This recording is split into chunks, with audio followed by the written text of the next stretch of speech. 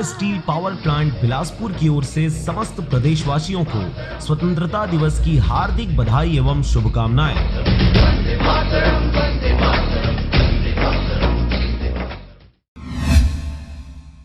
कोरबा जिले के कटघोरा क्षेत्र में आजादी के इस महापर्व को बड़े ही धूमधाम से मनाया गया। इस मौके पर कटघोरा थाना परिसर, अनुभागीय अधिकारी, पुलिस कार्यालय, तहसील कार्यालय, धान खरीदी केंद्र में ध्वजारोहण किया गया तथा राष्ट्रगान के साथ तिरंगे को सलामी दी गई।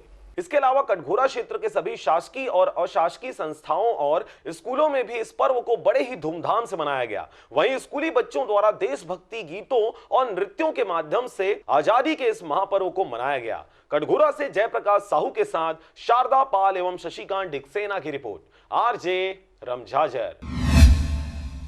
वंदे